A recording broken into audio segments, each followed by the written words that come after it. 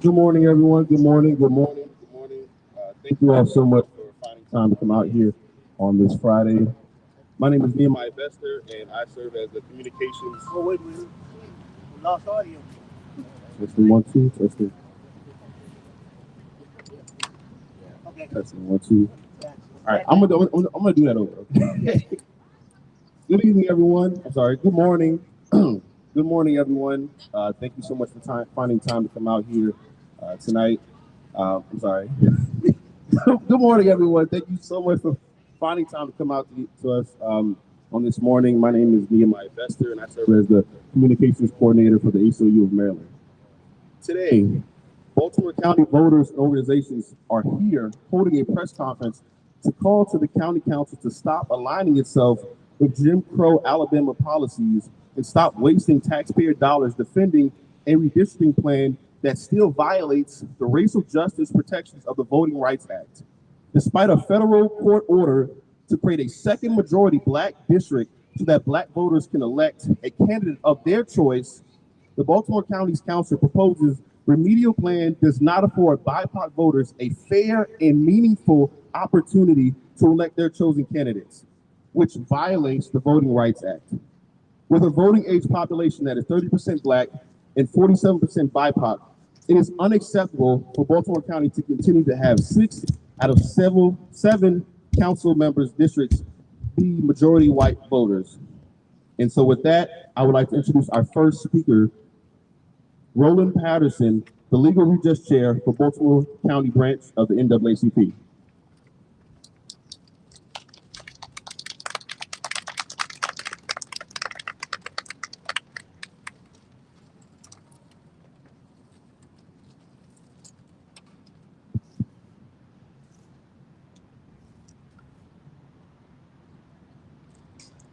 Thank you so much, Brother Nehemiah. The question today is, why are we here? In 1870, some 152 years ago, the 15th Amendment to the United States Constitution was ratified. That amendment specified that there could be no denial and no diminution or limitation on the right to vote by reason of color. Some 95 years later, in 1965, the United States Congress, based on evidence of misconduct all across the South, found that the right to vote required enforcement because it was being systematically suppressed by the states below the Mason-Dixon line, which is where we are today. The words poll tax, the words literacy tests come to mind in this context. 30 or 25 years later, in 1990, the black citizens of Baltimore City began to hunger for suburbia. And so they began to flock to an area we know today as Randallstown. 10 years after that, the population, the minority population of Randallstown was so great that the census and the Voting Rights Act required that a new district be formed to house those voters. Well, the growth of Randallstown has not ceased. And so in 2000, after electing its first Afro-American representative, Councilman Julian Jones, we now are at the present. And in 2022, the census 2 years ago established that a new district should be formed.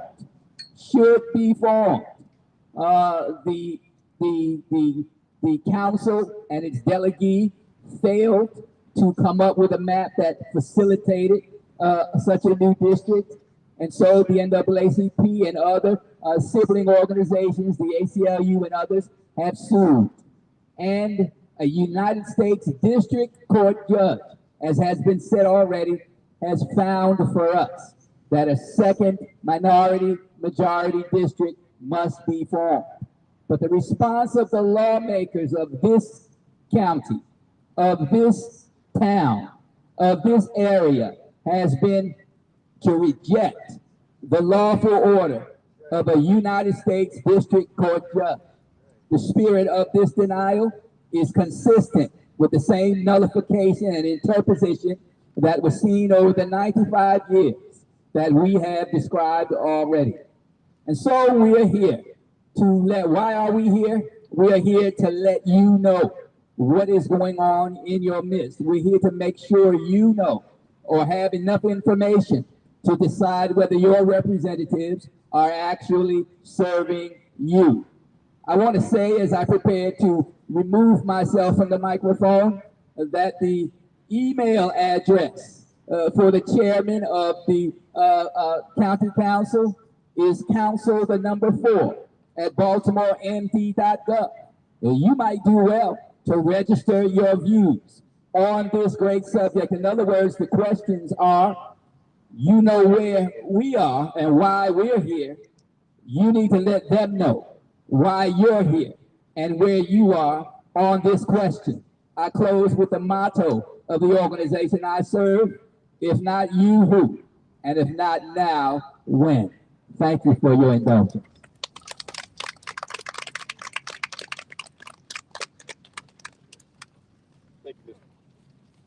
Thank you, Mr. Patterson. Testing 1 2, testing 1 2. Testing 1 2. Testing 1 2.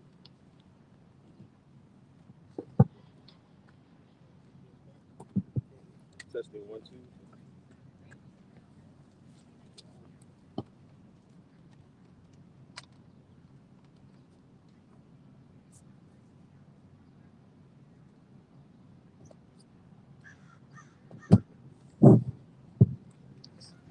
Thank you, Mr. Patterson.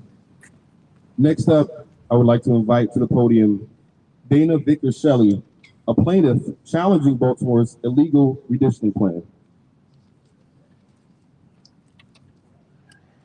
Good morning, everyone.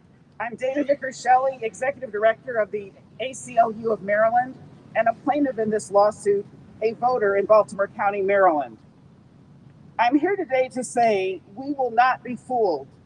We can clearly see it is wrong that the voting population of Baltimore County, that is now 30% Black and 40% other voters of color, and yet county officials are still trying to trick us into thinking that it's okay for 6 out of 7 of the council seats to be held to be majority white.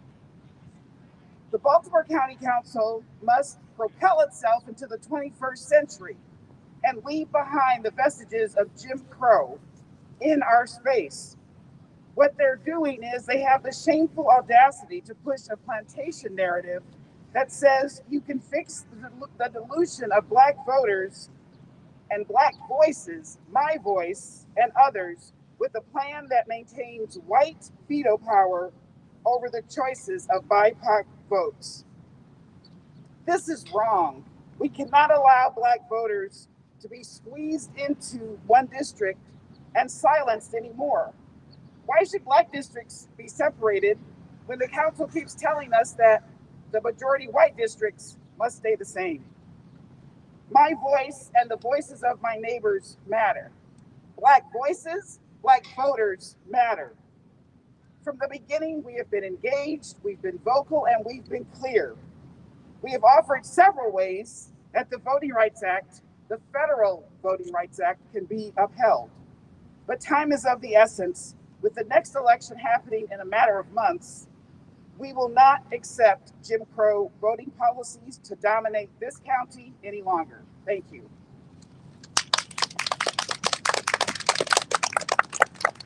Thank you, Ms. Victor Shelly. Next, I would like to invite to the podium Morgan Drayton, the Policy and Engagement Manager for Common Cause Maryland. Good morning. My name is Morgan Drayton, and I'm here on behalf of Common Cause Maryland's near 2,000 Baltimore County members and supporters to once again urge the County Council to comply with the federal court order requiring them to establish truly representative voting districts. A fundamental tenet of our democracy is that every vote should count and every voice should be heard. But when redistricting is done behind closed doors with little to no consideration of input provided by the people, the final maps developed will inevitably silence the voices of voters and dilute the political power of communities, in this case, Black Baltimore County voters, for the next decade. Even after numerous maps have been drawn proving the creation of a second majority Black district possible, the County Council continues to disregard these proposals, instead centering their own interests and not the interests of those they were elected to represent. The Council is choosing to stand behind the county's racist history by continuing to defend a plan that violates the Voting Rights Act. Baltimore County residents should be very concerned by the lack of transparency throughout this redistricting process, where even today, 10 days after submitting a new plan to the court, no information has been made available on the council website. Concerned that the council are taking inspiration from lawmakers in states like Alabama that seek to disenfranchise Black and brown voters to protect their own incumbency. Concerned that the council's actions disrupt the work of the local board of elections as they try to prepare for a now delayed primary, adding to voter confusion and leaving their own constituents at a risk of being disenfranchised in the coming election. Concerned that district lines will determine how resources are split amongst communities, and under the council's plan, Black voters stand to gain the least. So we urge the Baltimore County Council to stop wasting taxpayer dollars in defense of a racially discriminatory map. Comply with the court by adding a second majority Black district and ensure fair representation for the next decade. Thank you.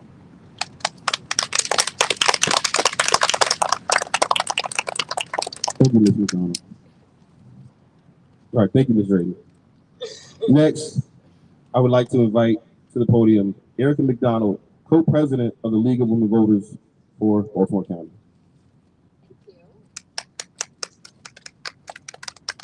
Thank you. Testing. Okay. Hi, I'm Erica McDonald, co-president of the League of Women Voters of Baltimore County. The League is here today to call for the Baltimore County Council to comply with the court order to create a second majority Black district. Because of the long history of racial inequality in Baltimore County, it is imperative that Black voters have the opportunity to elect candidates of their choice. During the redistricting process, the chair of the Redistricting Commission and some county council representatives have claimed that racism is not an issue in Baltimore County. But since the creation of District 4 in 2001, Black candidates have been elected in all 5 cycles. No other district has elected a Black candidate. We don't need a court order to know that there is systemic inequality in Baltimore County, which subjects Black residents to a disproportionately large number of traffic stops. In 2020, 58% were Black residents, despite being 36% of the population. Incidents of police misconduct, 68% of complaints were made by Black residents in 2020. And police incidents involving use of force, 65% of use of force incidents in 2020 were against Black residents. Additionally, at the elementary, middle, and high school levels, rates of students meeting benchmarks on academic achievement measures are notably lower for Black students. And Black residents in Baltimore County own their own homes at much lower rates. Only 13% homeowners are Black, have significantly lower family median incomes, over $12,000 a year less than white families, and are much more likely to live below the poverty line. Only 18% of Black residents live above the poverty line versus 77% of white residents. These challenges faced by Black residents are the result of a long history of discriminatory laws, including voter suppression. Why do our council members continue to act like they are above the law by refusing to comply with the Voting Rights Act?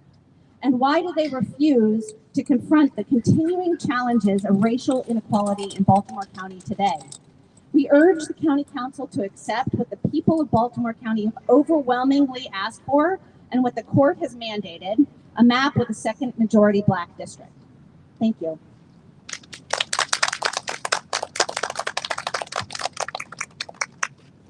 Thank you, Ms. McDonald. Next up, please welcome Peter Rickus of the Baltimore County Coalition of Fair Maps.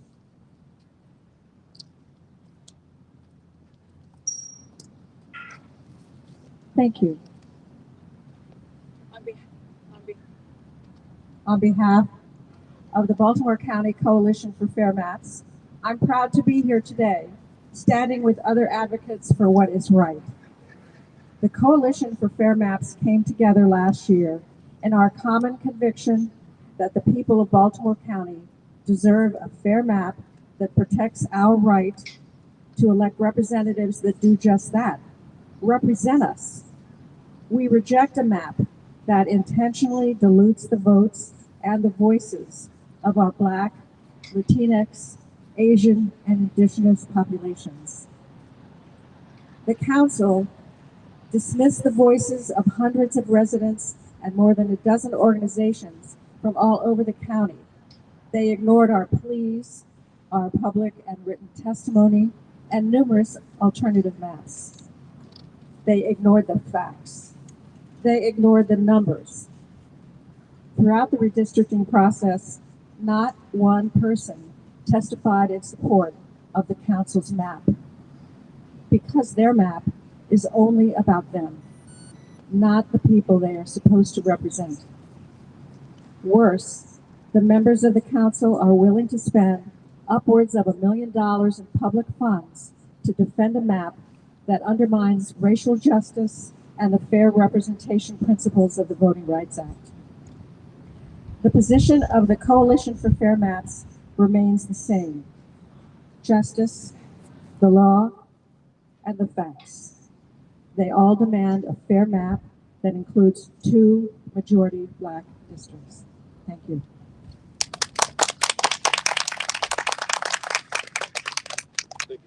Thank you, Ms. Rickus.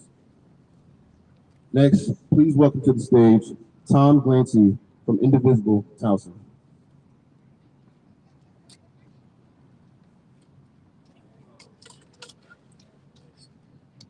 Good morning. My name is Tom Glancy. I'm an administrator with Indivisible Council. I'd like to begin my remarks by taking a quick look at the sequence of events that's brought us here this morning. It began when the County Council ignored the testimony of dozens of witnesses and the letters of well over 100 more urging it to adopt a second majority Black district in its redistricting map. At the same time, it ignored warnings from the ACLU, NAACP, and others that its proposed map violated the Voting Rights Act and that the legality of that map would be challenged in court at what we have now found out to be a tremendous waste of taxpayer dollars. And now it has essentially ignored Judge Britsby's ruling that its map did indeed violate the Voting Rights Act and ordering it to submit a new map that corrected those defects. The new map submitted by the council at 11 p.m. on March 8th plainly does not comply with that order. And finally, let's make no mistake. The council's dogged determination to adopt a redistricting map that will dilute the vote of 250,000 of its Black residents presents not just a legal issue, it's a moral issue as well. What the council has done is put the interests of its members seeking re-election over the rights of Black voters to have representation proportionate to their numbers and whether those candidates are Black and white, so that their interests and needs are taken care of. The council has repeatedly ignored the voters of this county. If it continues down this path, it's time for the voters to ignore their actions and elect new representatives in November.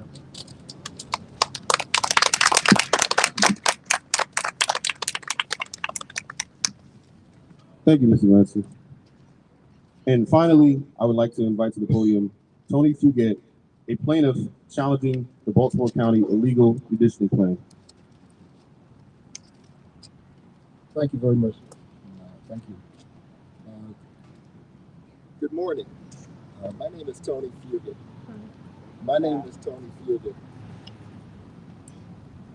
My name is Tony. My name is Tony Fugen, and I was the past president of the Baltimore County branch of the NAACP.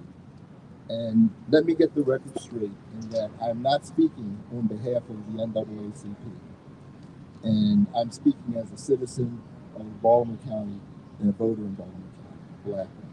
And first of all, I'd like to thank all of the organizations that are here today that stood up to do the right thing in Baltimore County. And there should be more people that should stand up.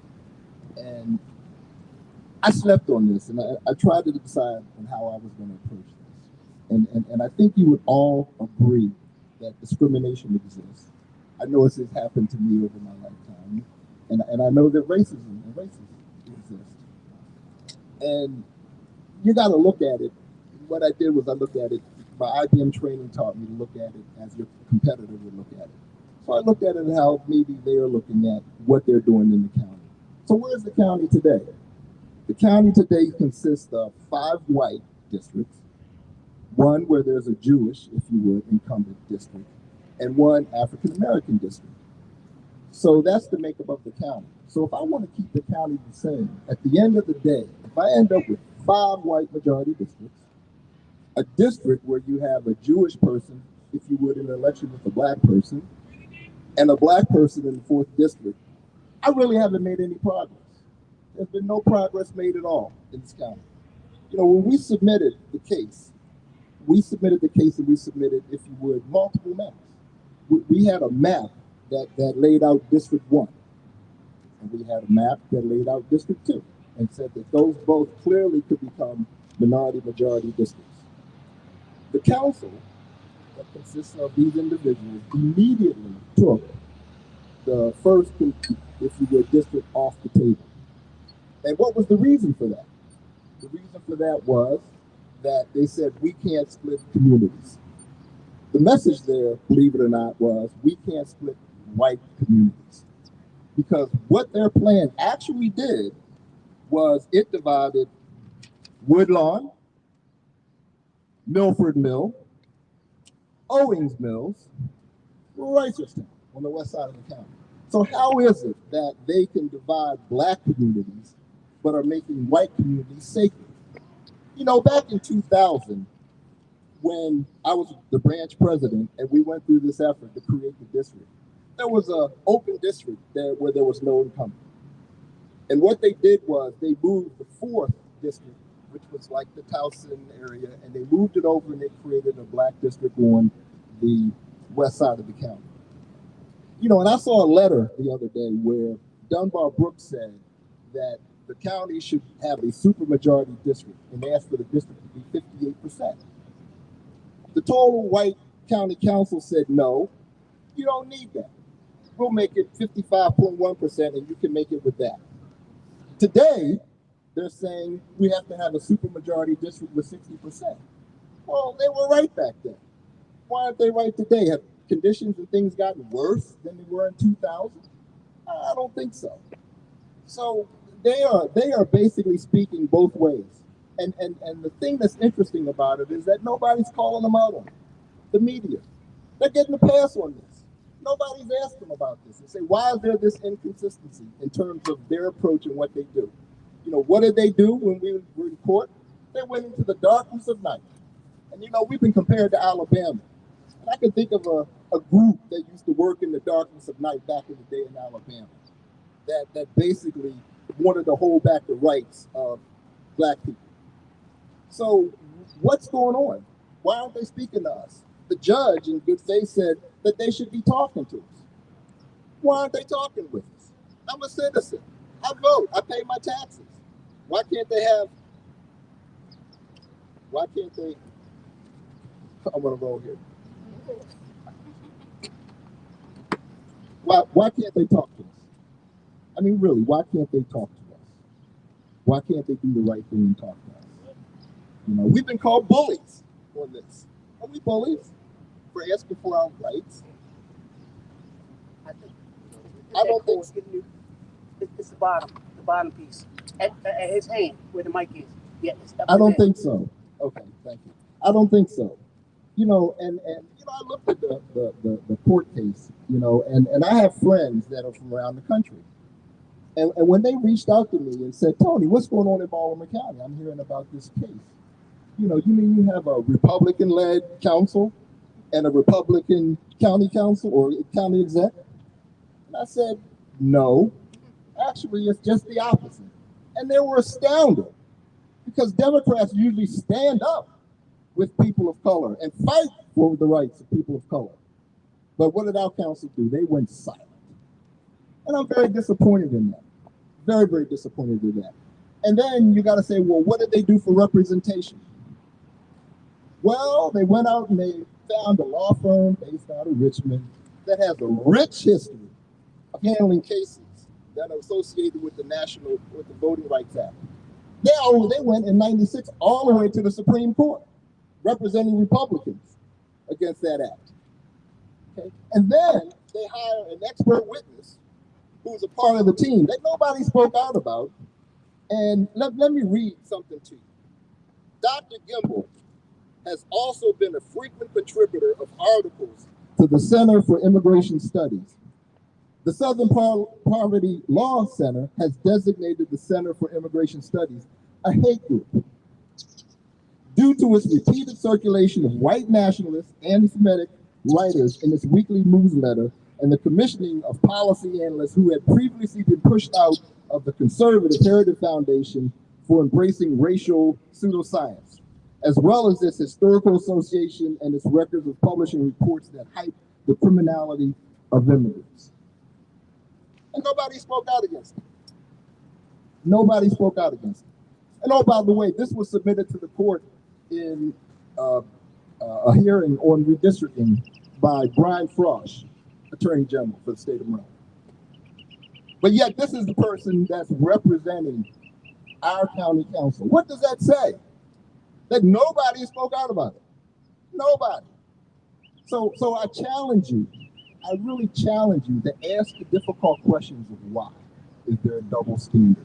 Because at the end of the day, all we're asking for is a level playing field. That's all. No more, no less. I've been climbing uphill, it seems like, all my life. I remember when I joined IBM, I interviewed in Baltimore, and they said I couldn't make it in IBM. I turned out being an outstanding IBM executive. I had to go to Nebraska to do it. And then when I was in Nebraska, the branch manager looked me in the face and said that a black person couldn't be successful selling in IBM in Nebraska. So I had to come back to Washington and become a successful salesperson. So discrimination hits you right between the eyes. And with them not wanting to break up white communities and breaking up black communities, that speaks volumes to me, and I would hope that speaks volumes to you. My brother, closing, was Reginald Lewis. And Reginald Lewis was known as the, if you would, Jackie Robinson of business. And you can only imagine what he did when he was trying to break the color barrier and do a $1 billion leverage buyout deal. And I remember one evening sitting with him in his study, and he said this: well, son, I tell you, life for me ain't been no crystal stair. It's had tacks in it, and splinters, and boards torn up, and places with no carpet on the floor, bare, but all the time. I've been a climber, and reaching landings, and turning corners. And then he stopped and looked at me and said, keep on going no matter what. And I'm telling you here today that we will. Thank you very much.